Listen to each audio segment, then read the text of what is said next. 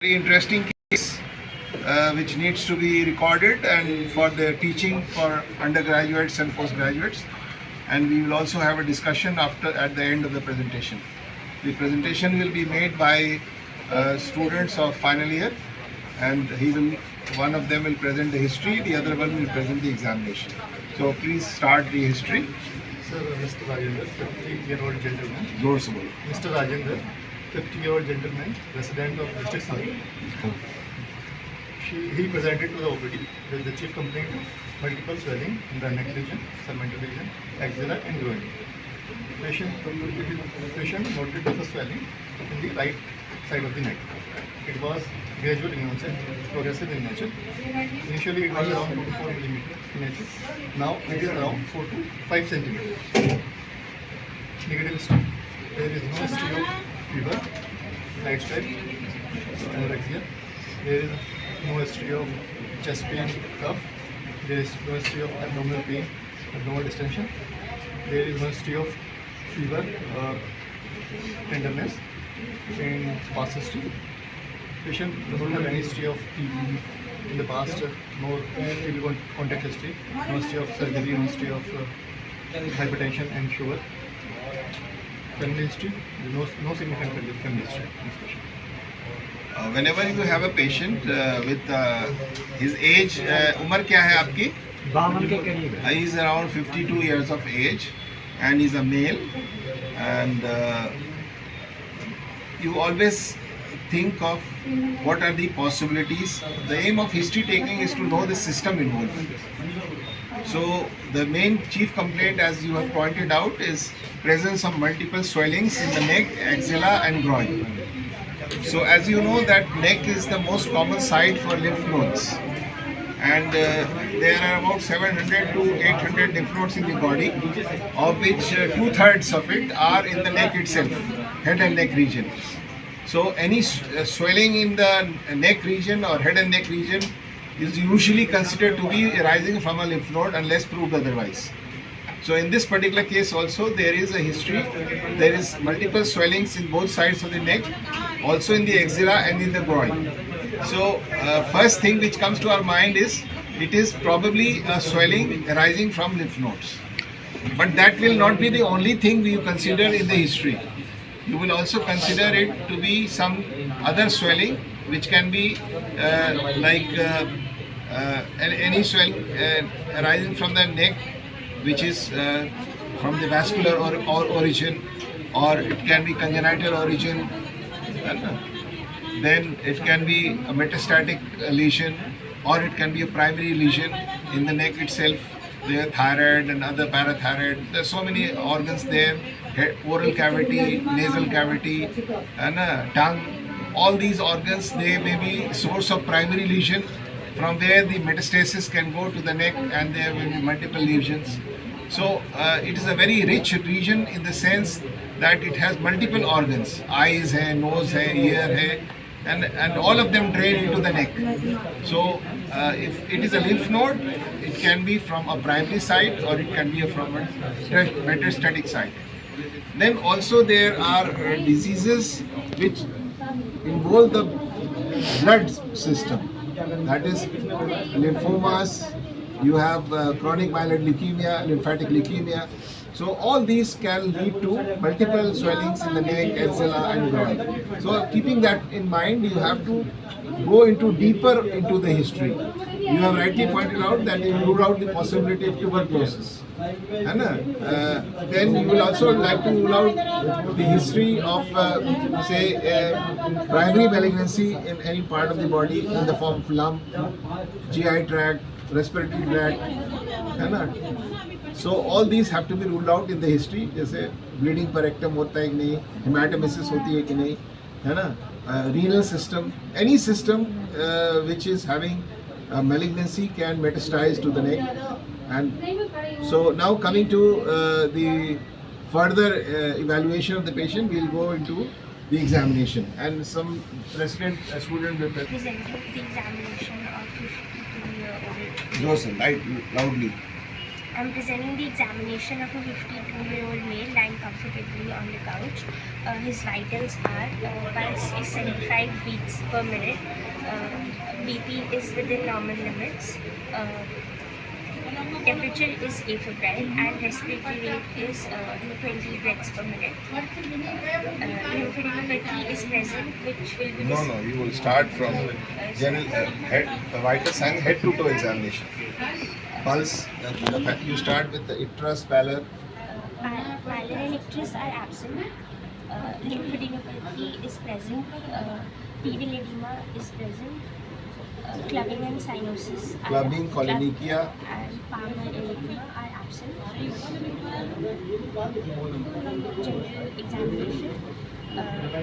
This is what patient is fully conscious, oriented in time and space. He is not dyspneic, he is not cyanosed. This is the leading statement. And then you do the head to toe examination. That means patient is fully conscious and well oriented to time and space. His vitals are, which you have already said. Then from head to toe examination, you can start from icterus, then pallor, then oral cavity, then nasal cavity, and then neck, then axilla, then you will talk about palmar erythema, spider nevi, etc., and clubbing and koilonychia, and sacral and pedal edema. So in this, the only positive finding is lymphadenopathy and some pedal edema, as you have said. So there are two positive findings on general examination. Now come to the local abdominal examination. So abdominal examination, on inspection, the abdomen is scaphoid in shape. We can see some pulsations on the right side of the abdomen in the periumbilical region, and No visible peristalsis. no visible peristalsis, no scar marks are present. Umbilicus is Umbilicus central, is central not stretched. and not stretched. All the All quadrants are moving with respiration. all quadrants of the abdomen are moving equally with respiration. On palpation, a hard mass can be felt on. नहीं, पहले तो आप बताओगे local temperature, tenderness. There is no local temperature. You will compare like this. When you compare a covered area, you compare with the other covered area. So abdomen is the covered area, so you measure with the thorax. So first you put your hand on the thorax, and then you put your hand on the abdomen. So there is no change in temperature. So they say there is no rise in temperature in the abdomen. Then tenderness, you see first general tenderness. There is no general tenderness, no specific tenderness also at the site where the pulsation is visible. So there is no tenderness of the abdomen. So there is no tenderness and no rise in local temperature. Then There's no rise in there's no tenderness and no rise in temperature. On palpation, a hard mass can be felt in the periumbilical region. size. You feel it? So the size is around 4 to 5 centimeters. Non-tender, Non-tender and mobile है कि नहीं? Consistency. the consistency is hard. देखो, it is not in a fixed area.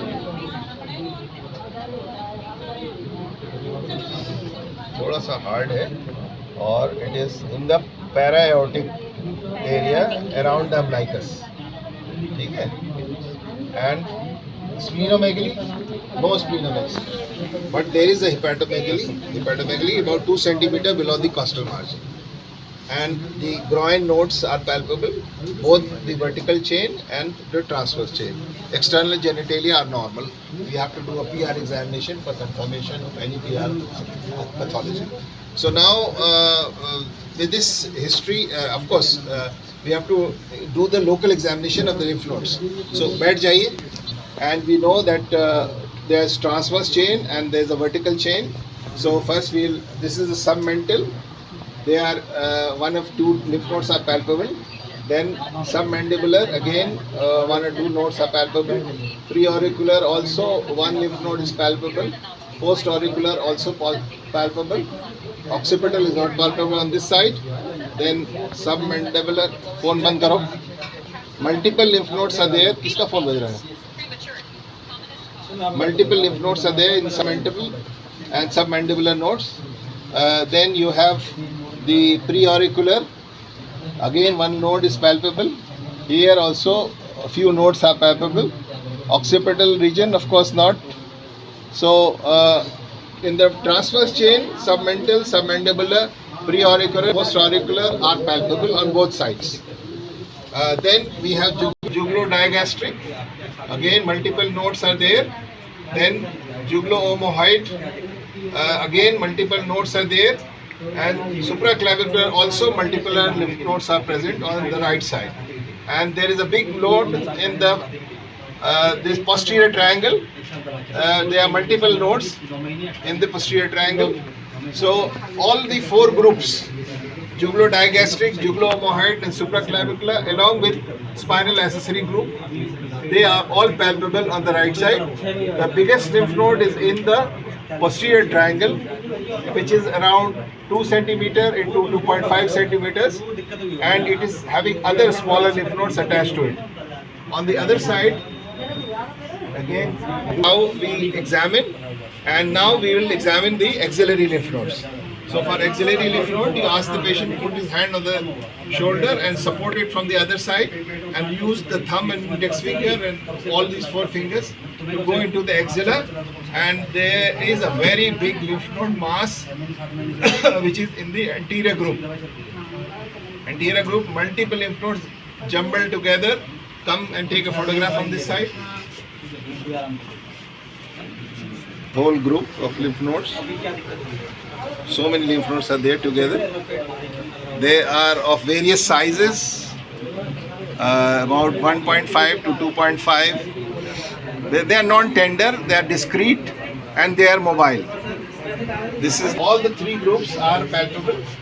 Then the lateral group. Yes, one lymph node is also palpable in the lateral group, and posterior we will see later on. Now this side, with this hand, again you can see multiple lymph nodes in the medial group, anterior group. So they are all enlarged, and they are again of size. This one is a bigger one, about 2.5 centimeter. Multiple lymph nodes are there, and they are non-tender, they are discrete, they are mobile, they are not matted together. Then this one, lateral group. This side, right side, no, lateral group is not palpable. Pair upar kar lijiye. Then you will see the posterior group. Aise bed. What you have to see, this is the posterior chest wall, and the axilla is taut. So put your hand inside this cavity and try to palpate the posterior group against the muscle. So what I am trying to feel only on the, this is the left side. So in the left side there is one lymph node in the posterior triangle, posterior group, and in this side there is no lymph node palpable. Both axilla is also having lymph nodes. Update jaiye. This is the transverse chain, which is palpable, multiple nodes, and this is the vertical chain. The vertical chain is around the saphenous opening and below that. So this is the saphenous opening, and there are multiple lymph nodes I can palpate. Again 2 centimeter, more than 2 centimeter, firm in consistency, discrete. This side also multiple lymph nodes. This is the saphenous opening, and these are multiple nodes. And in the groin also, just parallel to the inguinal ligament, there are multiple lymph nodes. So, आप कमीज पहन लीजिए. We have already said that the liver is enlarged. This is about 2 centimeter below costal margin, non-tender, and spleen is not enlarged. So, in the summary, this patient presented to us. Summarize this case. This middle-aged person came to us for the first time in this hospital, although he was suffering from some ailment for last 1.5 years, and there was a gradual progression of the disease, and he consulted multiple hospitals and multiple doctors, but he did not get any relief, and finally he was asked to come to this hospital by some local persons, and today is the first time he has come to our hospital. And on history, we have found that initially there was swelling in the right side of the neck, which was small, and then the other side of the neck, and gradually it involved all the different axilla, groin, etc. There is no loss of weight, as he says. There is no loss of appetite. There is no evening rise of temperature.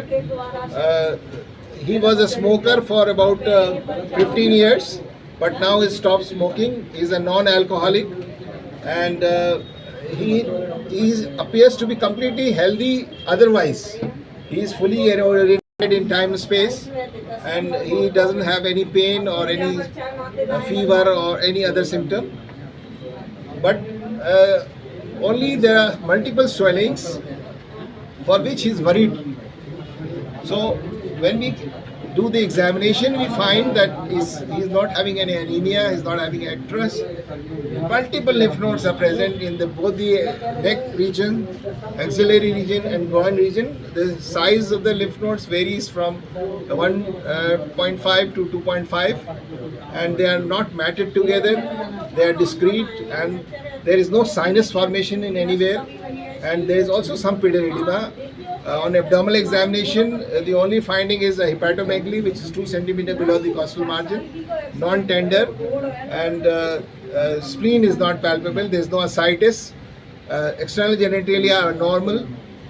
So what we find from the history and examination, bowel sounds are normal, is that reticular endothelial system as a whole appears to be involved. So what are the components of the reticular endothelial system? It is the lymph nodes, it is the spleen, it is the liver, it is the bone marrow.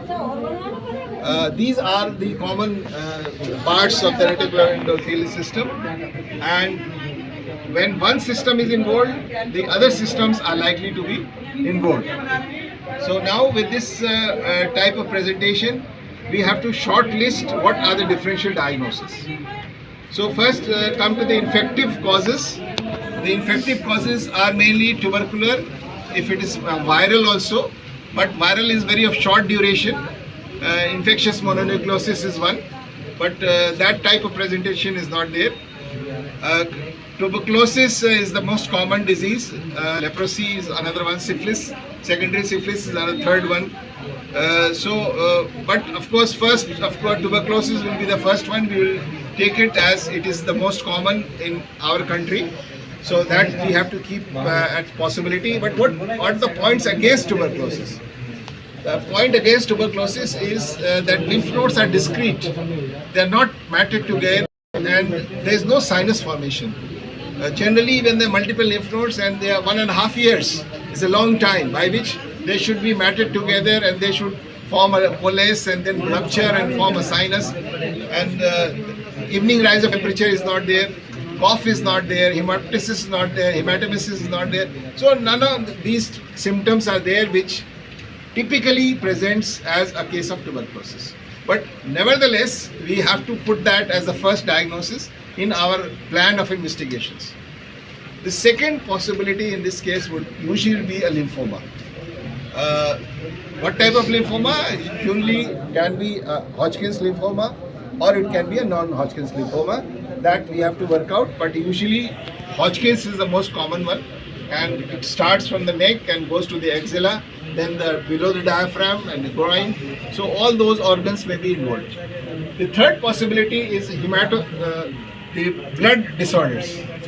So in blood disorders, especially the malignant blood disorders, it can be chronic myeloid leukemia, chronic lymphatic leukemia, and so all these are leukemias. Any type of leukemia can be there, which can be responsible. And the fourth possibility will be secondaries arising from any of the organs, internal organs like GI tract, stomach, colon, of course, liver, or any other kidneys. If he was a female, breast would be another one, lungs. So all these are the possibilities in this case. Now the question is, with so many differential diagnoses, starting with tuberculosis, with tuberculosis. So we have to plan our investigation, one by one, in the sense that you start with the basic investigations. What is the basic investigation? CBC and general blood picture. That will solve a lot of problems of ours.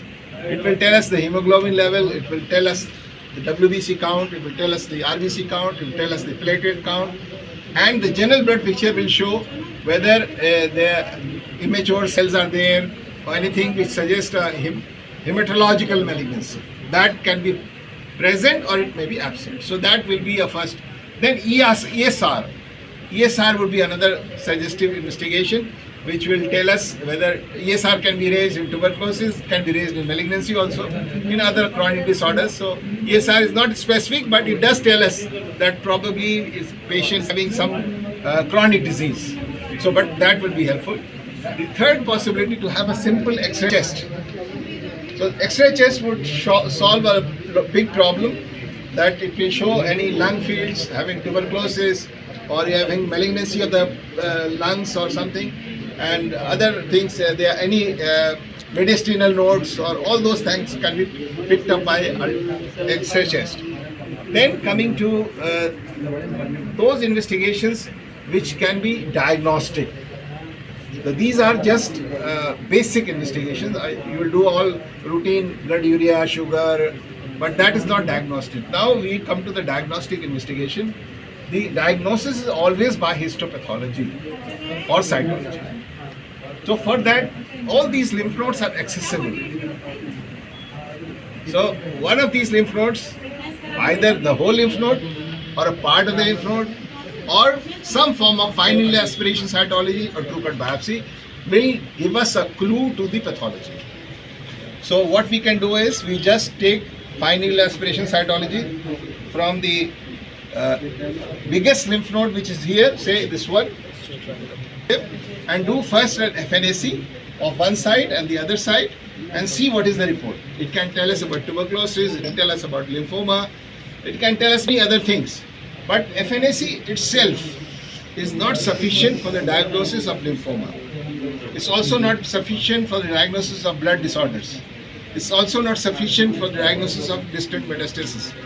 So you will have to have complete tissue diagnosis before we can say that this is a primary lymphoma or tuberculosis or metastatic disease.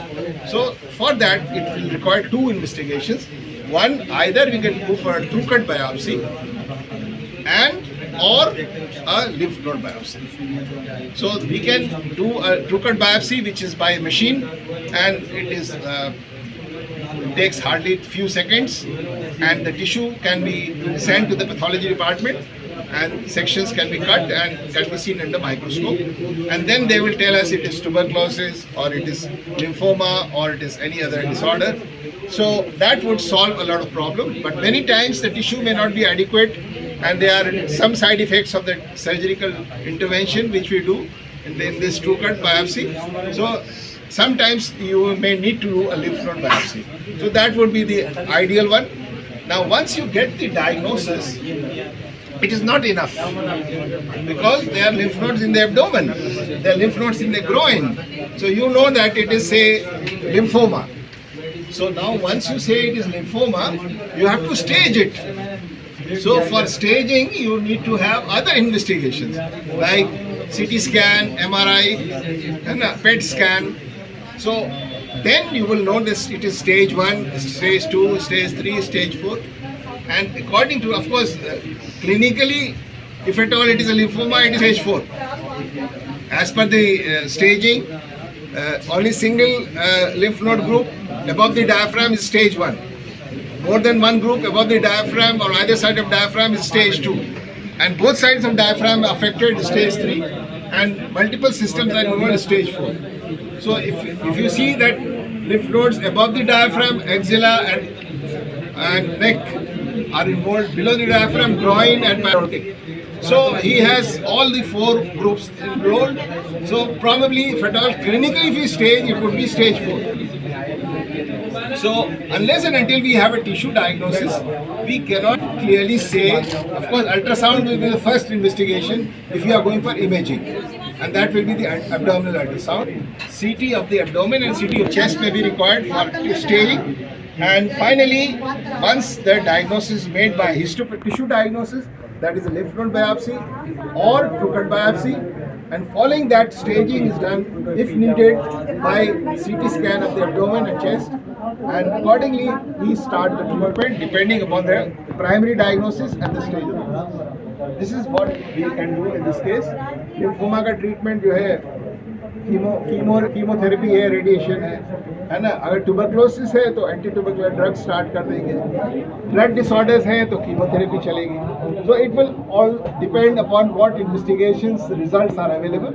But we have a very interesting case that in which all types of possibilities are there, and for 1.5 years he is suffering from. So he has come to the right place. We will admit him and we get all the investigations done and we will inform you once the reports are available. Thank you very much.